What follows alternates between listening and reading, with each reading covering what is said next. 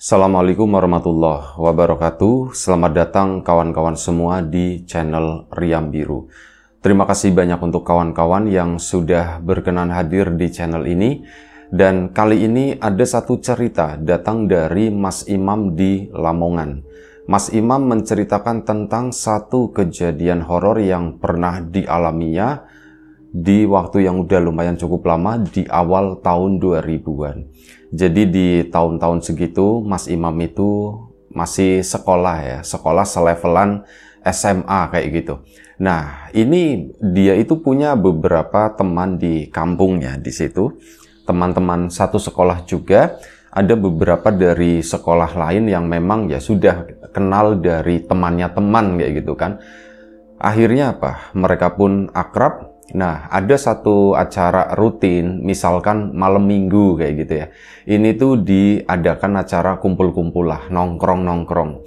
Biasanya sih gantian, kalau nggak di rumahnya Mas Imam, nanti ada di rumahnya Ardi misalkan gitu ya. Itu cuman ya dua tempat itu yang menurut mereka itu paling nyaman, paling enak. Nah, pada suatu malam, ini ceritanya anak-anak itu, yaudah ini nanti malam di rumahnya Imam aja. Ya Mas Imam pun nggak keberatan gitu ya. Dan hal itu pun didukung sama orang tuanya Mas Imam. Karena apa?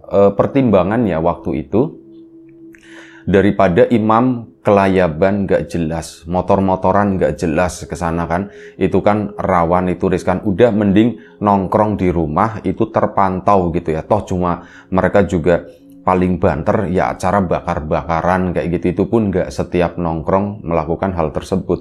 Sama saat di rumahnya Ardi pun sama-sama terkontrol, jadi nggak kemana-mana, udah mereka tuh bisa dipantau sama orang tua. Makanya itu tadi orang tuanya Mas Imam pun merestui kegiatan tersebut, disupport. Kalau misal ketiban gitu ya, dalam artian oh nanti Pak nanti malam mau pada kesini katanya, oh ya sudah nanti disiapkan.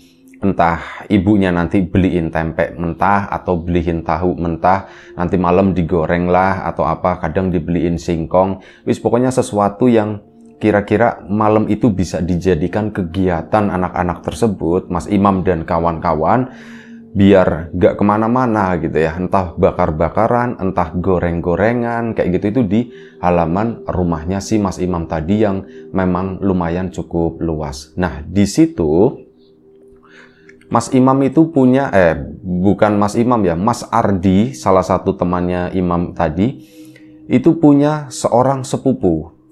Beda sekolah, beda apa, cuman nongkrongnya itu bareng, maunya itu bareng. Namanya Mas Arto, ada Ardi, ada Arto ya. Nah, ini Mas Arto atau uang, itu Arto bahasa Jawa, itu kan artinya uang. Nah, ini si Mas Arto tadi memang bukan satu sekolah. Gimana mau satu sekolah? Mas Arto itu lebih muda dari yang lain. Ini yang lain rata-rata kan kelas 2 gitu ya, levelan kelas 2 SMA-an begitulah.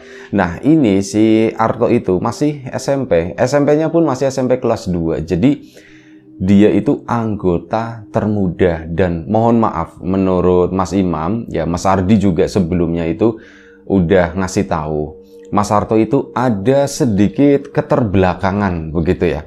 Ada sedikit keterbelakangan, sama teman-temannya itu sering dibully, yang seumuran gitu ya. Itu sering dibully, sering dijadikan bahan ledekan. Ya kayak gitu, sering cuman disuruh-suruh doang, tapi nyuruhnya itu bukan dengan cara yang baik kayak gitu. Nah, dari situ kan Mas Ardi sendiri merasa kasihan atau gimana. Dan orang tuanya si Mas Arto juga kayak semacam nitipin, titip Arto ya, kalau misal dia ikut gimana-gimana, kalau memang mengganggu ya dibilangin aja, ditegur aja, tapi yang penting titip lah, maksudnya biar enggak sama itu teman-teman yang lain yang jahat-jahat gitu, kata orang tuanya. Mas Ardi pun dengan senang hati, meskipun ya kadang merasa berat juga menghandle anak tersebut. Nurut anaknya, cuman ya begitu, maksudnya dari segi penampilan itu kan nggak oke banget gitu ya. Ini Mas Ardi kadang-kadang ada perasaan semacam itu. Ada perasaan males juga diikuti sama ini. Ada perasaan kayak semacam, boleh dibilang kayak merendahkan begitulah. Tapi ya sudah mau gimana lagi gitu kan. Akhirnya sudah Mas Arto pun ikut ya gabung sama si Mas Ardi. Sebentar, ada pawai di depan. Nanti suaranya ikut masuk ke sini. Ini videonya tak stop dulu sebentar. Kita lanjut lagi nanti. Baik, kita lanjut lagi. Tadi sempat terhenti sejenak karena ada nggak tahu pawai dalam rangka apa gitu ya. Itu tahu-tahu udah lewat begitu aja. Nah, oh ya tadi sampai di masalah Mas Arko sama Mas Ardi ya. Karena ya merasa kasihan dan sebagainya dengan berat hati, akhirnya ya sudah ndak apa-apa wis. Arko ikut gabung sama gerombolannya Mas Ardi ini. Ya dikenalkan dengan teman-temannya Mas Ardi. Ya meskipun Ardi itu sudah kayak pesan ke teman-temannya, tolong maksudnya sama-sama dijagain gitulah. Ini adik sepupuku kata si Mas Ardi. Jadi ya ada kekurangan begini-begini gitu ya. Akhirnya sudah, ndak apa-apa. Si Mas Arto pun merasa bangga mungkin ya. Ya udah gabung dengan senior-seniornya yang ya orang-orang yang lebih tua, dan rombongannya Mas Imam itu termasuk ya orang-orang yang baik-baik lah daripada teman-teman sendiri di luaran sana yang suka ngebully. Waktu pun berjalan, mereka sering kayak gitu kumpul. Saat ngumpul di tempatnya siapa ya Mas Ardi, termasuk di rumahnya Mas Imam, itu dua itu paling sering. Si Mas Arto itu suka ya sering banget, hampir selalu ikut gitu ya. Tahu-tahu datang sendiri, memang nggak diajakin sama Mas Ardi gitu, ndak. Dia tuh kadang Mas Ardinya udah datang, Artonya baru datang, atau sebaliknya Arto itu udah datang duluan, loh Ardinya mana toh?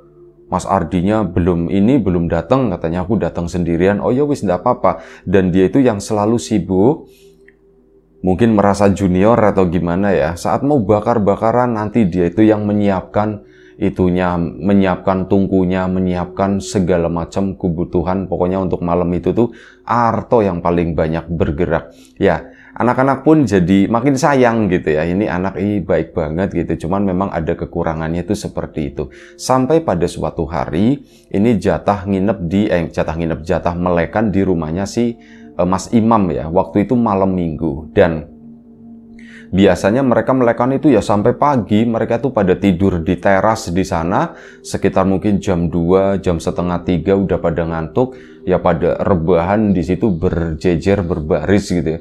Itu di sana. Nah, malam itu, malam minggu,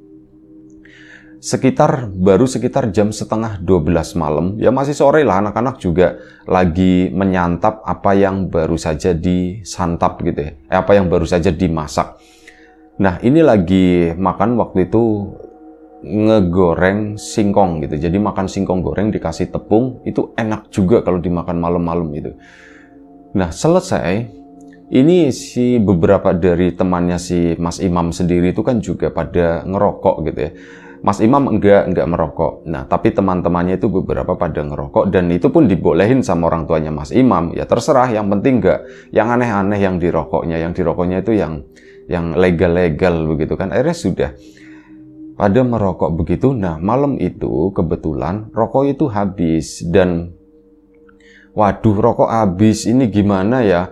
Si Mas Arto langsung nawarin diri, mau tak beliin Mas gitu. Tanyanya Mas Arto, oh tapi udah malam toh, ndak apa-apa, di warungnya ini masih buka, di warungnya Mas Nur katanya begitu. Oh emang masih buka? Iya, ndak apa-apa di katanya. Ya udah ndak apa-apa, Artonya mau kan, kamu mau toh beliin toh? Iya Mas, tak beliin sini ndak apa-apa kata si Mas Arto. Mas Arto itu kayak menawarkan diri dengan senang hati, dengan ikhlas gitu ya. Akhirnya sudah dikasih uang, ya udah toh, ini ada yang dua yang nitip gitu ya. Ini beli ini, nanti kembaliannya kamu beliin apa kek? Kamu beliin jajan atau beliin apa? Itu ada roti atau apa? Iya Mas, ada roti Mas kata si itu ya. Akhirnya sudah berangkatlah Mas Arto. Ini anak-anak lagi pada makan itu ya. Tok makan dulu ininya. Iya Mas, dia ngambil, makan sejenak, habis itu jalan ke sana. Mas Ardi pun nggak ada kekhawatiran, karena apa? Ya jalur yang dilewati itu masih jalur kampung ya, jalur kampung sendiri, dan ngelewatinya itu ya bukan kebun-kebun yang gimana gitu, enggak, rumah-rumah yang dilewatin, jadi biasa aja. Hati-hati ya Tok ya, cuman bilang begitu. Iya Mas, kamu mau pakai sepeda atau mau jalan kaki? Tanya si Mas Ardi. Ah, jalan kaki aja Mas, kata Artonya. Akhirnya sudah berangkat, pergilah Mas Arto meninggalkan Mas Imam dan kawan-kawan. Jalan ke sana. Nah, Mas Imam dan kawan-kawan di situ pun ya ngobrol-ngobrol gitu ya, santai sambil makan itu tadi, singkong goreng. Nah, ini setelah beberapa saat, mungkin nggak ada setengah jam lah, cepet mungkin sekitar 15 menit, si Mas Arto itu balik ke situ. Dia balik nenteng 2 bungkusan, yang satu sebelah kanan itu kresek, isinya yaitu tadi belanjaan tadi ya. Yang satunya itu nggak tahu apa, sebelah kanan, tangan sebelah kiri bawa kresek, sebelah kanan itu dia membawa buntelan. Dan sepertinya itu dari kain. Ini udah kelihatan kan dari jauh kan. Mas Ardi juga ngeh, si Arto bawa apaan itu ya yang satunya gitu. Itu kayak kain putih. Dan kain putih itu ya ada kotor-kotorannya sedikit. Ini kelihatan dari jauh gitu ya. Si Mas Arto tetap jalan ke sana, mendekat ke arah mereka. Ini rokoknya, ini Mas rokoknya, pakai tangan kiri kan. Ini yang kanan, Tok itu apaan Tok? Aku nggak tahu Mas, ini Mas, itu dilemparin begitu aja, brek. Dan kondisinya itu buntelan tadi nggak terikat, dilemparin sama si Mas Arto, jatuh di depan anak-anak gitu ya. Brak begini, di dalamnya itu ada, mohon maaf ya, ada 2 ekor kucing yang kondisinya itu udah mati dan itu sepertinya baru banget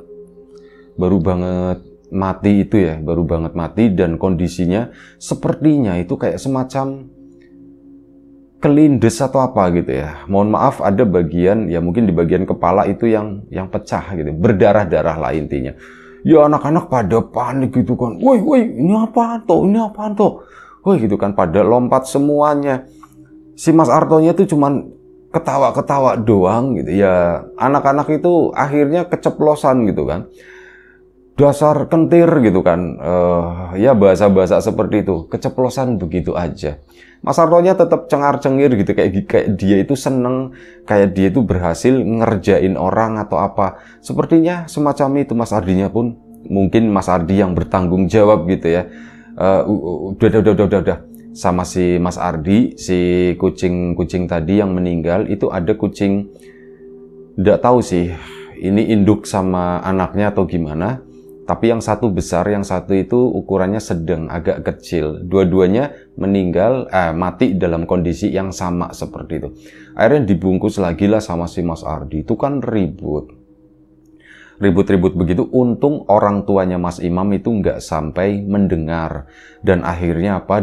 Setelah diberesin sama Mas Ardi, minta sama Mas Imam, Mam, ada pacul ndak gitu kan. Si Artonya dibiarin aja begitu. Dia tuh cuman ngelihat terus masih ketawa-ketawa begitu kan, merasa lucu sendirian lah. Sementara yang lain itu udah kesel sepertinya. Dan mungkin kalau ndak ada Mas Ardi, ya Arto bakal dijitak atau gimana lah.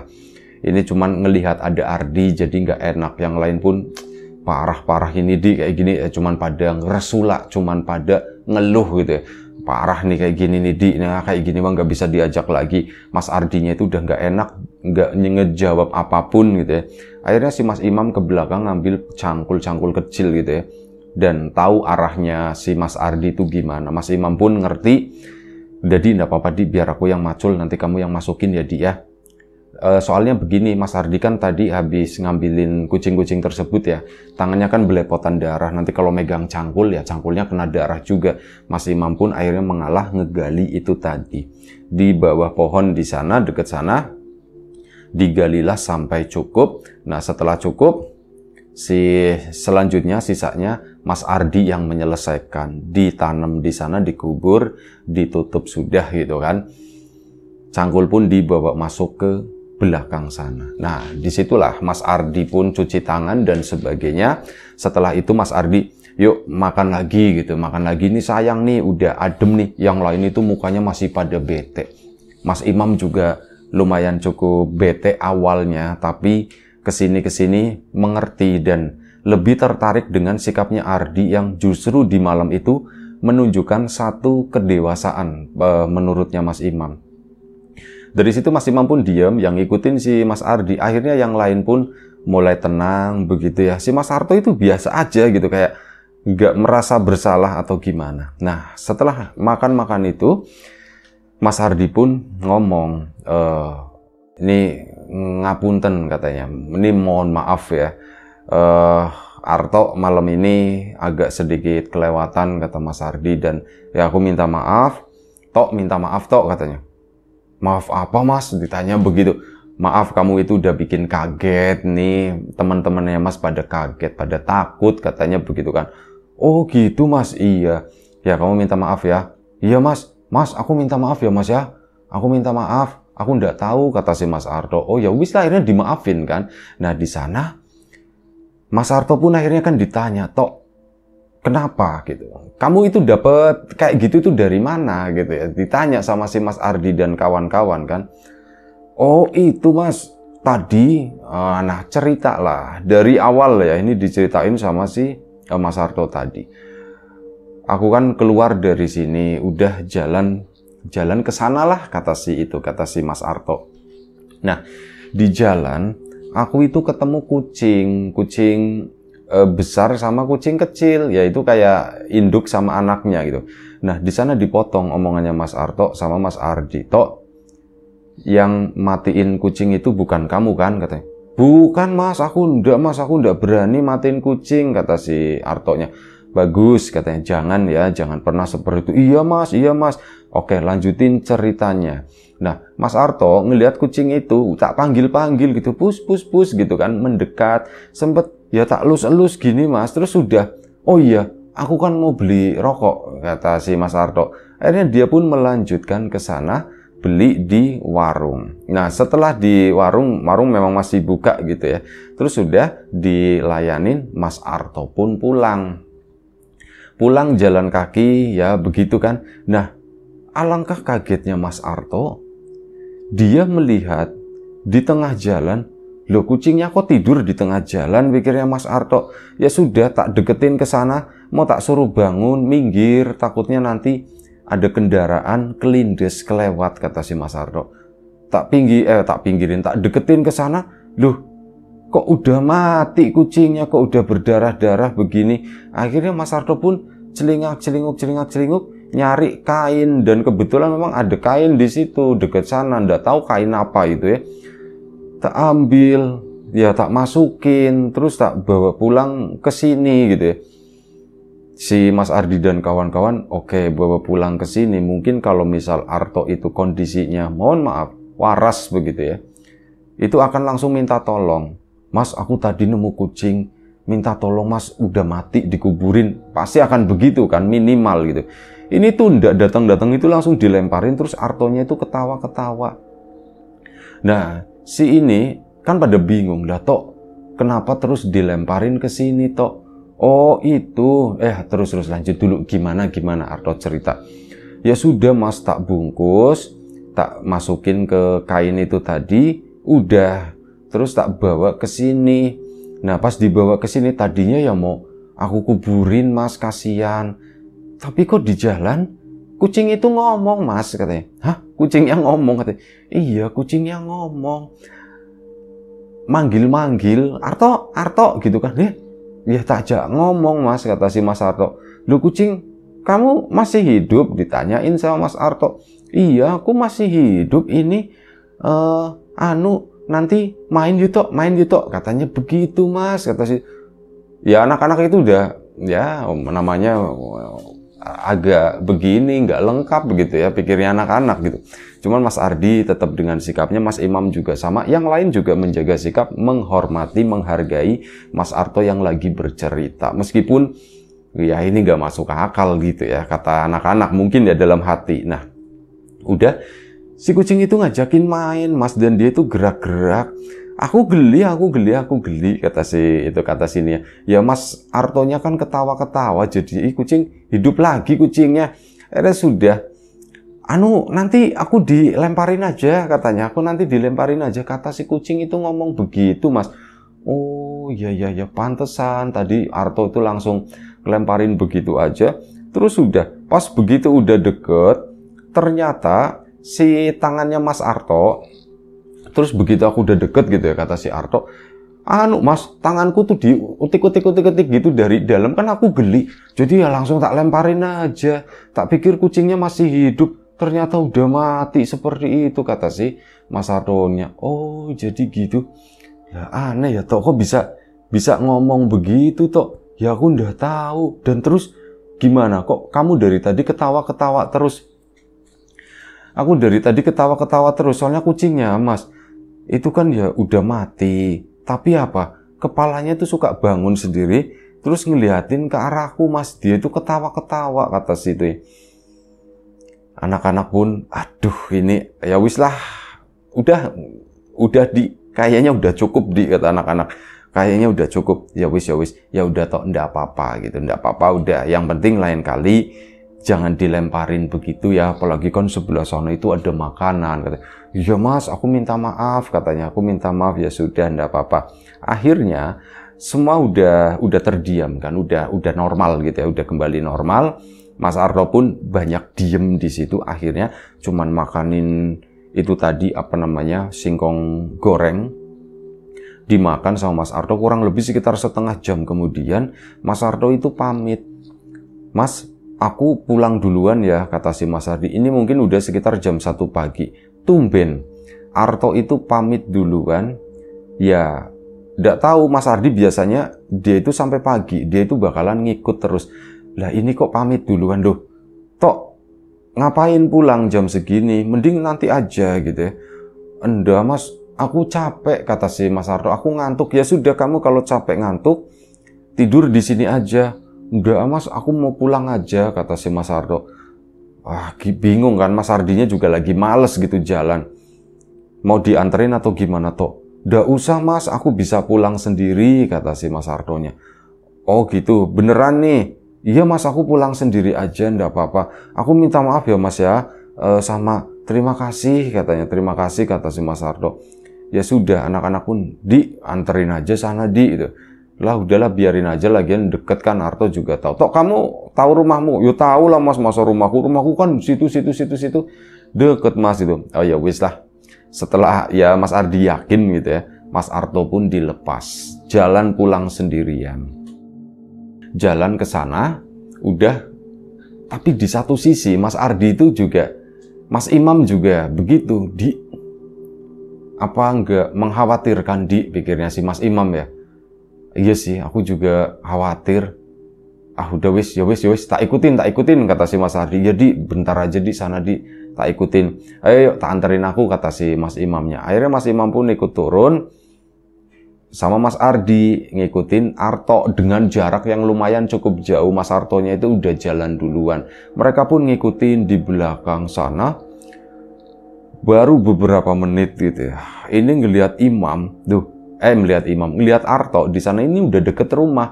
Jadi ada rumah tetangga, terus ada kebonan kecil di situ. Setelah itu rumahnya si Arto tadi.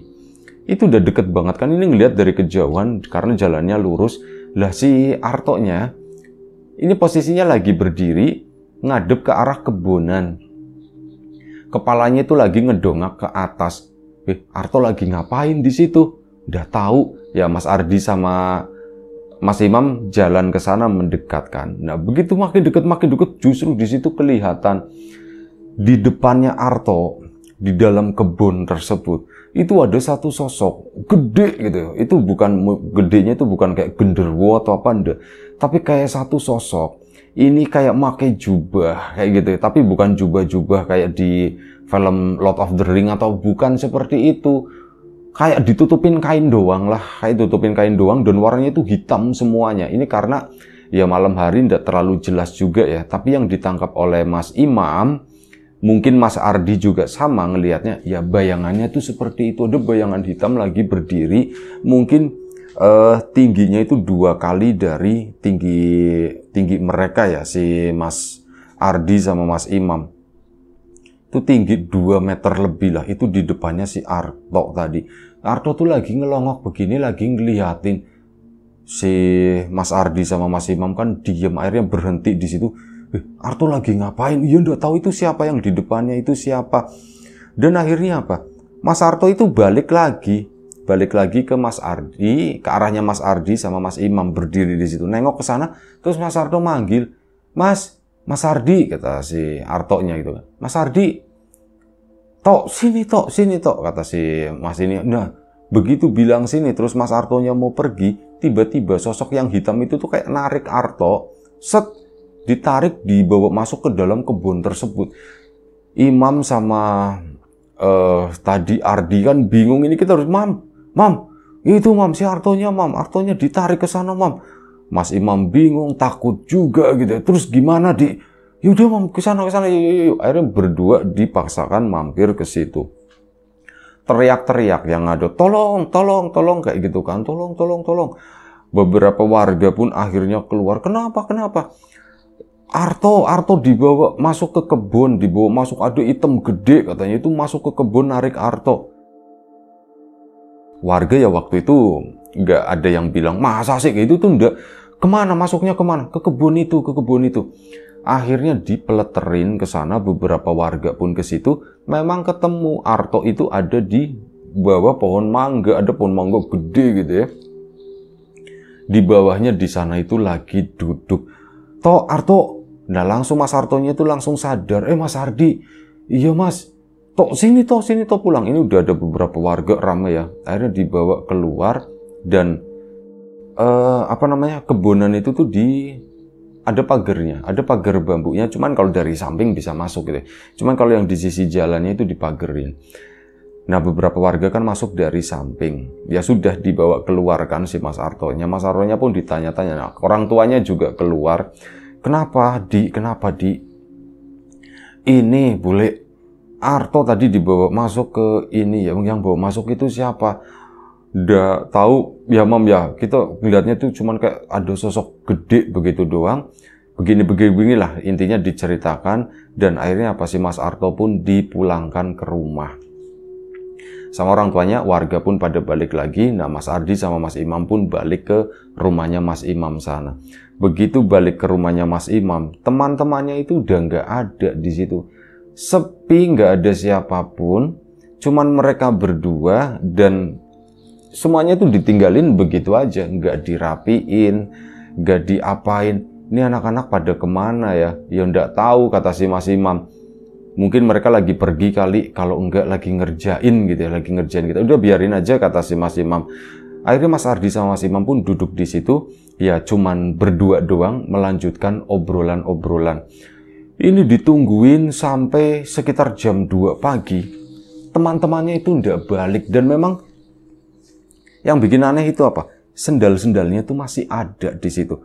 Mas Imam pun kayak baru nyadar gitu, mereka itu pergi nggak pakai sendal, katanya gitu. Iya juga ya.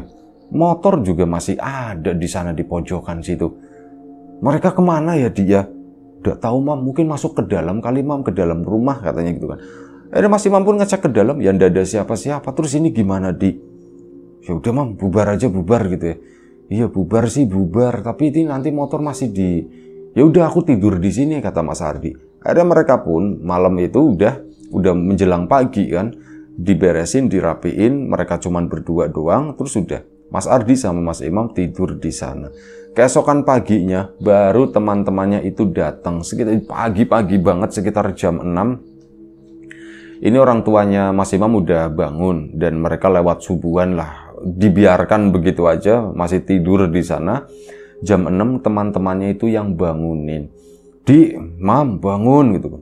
Begitu bangun, udah pagi, langit itu udah mulai kebiruan. Kalian dari mana semalam, ditanya kan. Kalian dari mana? Itu, kata si itu. Akhirnya cerita lah pagi itu, ya orang tuanya Mas Imam juga ada di sana. Tadi malam, katanya, tadi malam kenapa? Kalian pergi berdua, itu aku ngelihat Arto, kami ngelihat Arto ya. Arto itu balik lagi ke sini. Hah? Arto balik lagi ke sini? Ya enggak mungkin, orang semalam di sana ya. Iya beneran orang semalam di sana. Semalam juga ada kejadian sama Arto, tapi ntar dulu, kamu dulu yang cerita. Akhirnya yang teman-temannya itu cerita. Ada 4 orang ya waktu itu. Mereka itu nggak balik ke rumah, tapi nginep di salah satu rumah itu, salah satu rumah temannya itu tadi. Nah balik ke sini nyakar juga, cerita semalam kita lagi nungguin Arto kan datang gitu kan. Loh, Arto datang ke sini, Imam sama Ardi baru aja ke sana. Arto makin mendekat. Di belakangnya Arto itu ada sosok gede banget. Itu warnanya tuh hitam doang. Cuman kayak kain. Kita pun nggak ngerti itu apaan gitu. Itu makin deket, ya udah kita lari. Si Artonya itu cuman ketawa-ketawa doang. Udah kita tuh takut, ini anak itu aneh, kata si salah satu mereka. Udah kita lari. Ya udah kita pun kabur. Nah setelah itu dikasih tahu sama Mas Imam juga, gak mungkin Arto kesini, soalnya semalam itu kejadian di dekat rumahnya juga ada kejadian begitu, sama mirip ada sosok gede. Dan si Arto itu dibawa masuk ke dalam kebun di sana. Nah ini kan cerita yang nggak nyambung ya, dalam artian masa satu orang berada di dua tempat gitu. Nah dari situ akhirnya ya mereka ngobrol-ngobrol, disambung-sambungin lah. Waktu itu juga ada beberapa warga yang akhirnya tertarik, samping rumah Imam juga penasaran gitu kan, ini ada apa sih, tertarik ikut-ikut ngobrol di sana. Ya dari situ ada satu yang kasih masukan, mungkin saat Arto dibawa ke dalam kebun sana itu kan ada kekosongan waktu, kalian tidak melihat Arto dan bisa jadi Arto itu dibawa ke sini, katanya begitu. Waktu masuk kebun, ya kami kan teriak-teriak ya minta tolong gitu sama warga. Itu kan ada jeda waktu mungkin sekitar 5 sampai 10 menit lah. Sampai akhirnya warga itu pada datang, pada nyariin ke dalam kebun situ. Dan Arto ditemukan di pohon mangga di sana. Nah ini ya itu tadi, kekosongan itu tuh Arto mungkin dibawa ke sini. Dan si sosok itu ngikut, ya nggak ngerti ada hubungannya apa. Tapi yang jelas malam itu tuh malam yang gak bisa dilupakan sama Mas Imam. Banyak banget kejadian terutama dengan Arto. Dan alhamdulillahnya keluarga awalnya sempat khawatir, ini nanti Arto gimana ya, tapi makin kesini ya nggak terjadi apa-apa. Dan Arto memang mengalami perubahan, sedikit perubahan, ada pendewasaan dan udah mulai nyambungan gitu ya.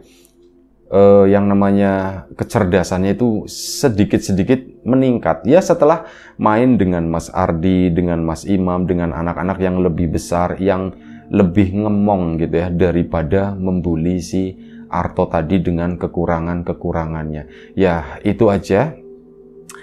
Satu cerita dari Mas Imam tentang ya pengalamannya satu malam bersama anak spesial Arto itu. Dan bukan cuma satu malam, maksudnya pengalaman yang unik, yang sekali-sekalinya terjadi gitu ya. Itu ya malam itu, selanjutnya itu semuanya tuh normal-normal aja, nggak terjadi apapun, tetap guyon-guyon dan sebagainya. Karena anak-anak juga mulai waspada, kalau misalnya ada sedikit-sedikit aneh, kita jangan bereaksi duluan. Dan pantang minta tolong sama Arto kalau udah malam hari. Takutnya terulang kejadian yang tidak diharapkan seperti kejadian malam itu. Itu aja. Terima kasih Mas Imam atas ceritanya. Mungkin ceritanya nggak terlalu panjang, tapi semoga kita bisa mengambil sesuatu yang positif dari cerita ini. Kalau ada yang negatif kita buang jauh-jauh. Itu aja. Terima kasih banyak untuk kawan-kawan semua atas support dan dukungannya apapun itu, kawan-kawan subscriber, kawan-kawan membership, kawan-kawan yang udah kasih support dalam bentuk super thanks ke Riam Biru, terima kasih banyak. Kawan-kawan yang udah ngasih like, udah nge-share ke yang lainnya, kawan-kawan yang udah ninggalin komentar juga terima kasih banyak. Kawan-kawan yang kemarin sudah memesan bawang gorengnya Wiji, tentu saja terima kasih banyak. Yang belum memesan, ditunggu pesanannya. Itu aja. Doa terbaik dari kami untuk kawan-kawan semua. Semoga selalu diberi kemudahan dalam hal apapun, termasuk kemudahan dalam hal rizki. Yang sakit segera diberi kesembuhan, yang sehat tetap dijaga kesehatannya. Sampai jumpa di episode selanjutnya Riam Biru. Jaga kesehatan kawan-kawan semuanya. Sekali lagi terima kasih banyak. Assalamualaikum warahmatullahi wabarakatuh.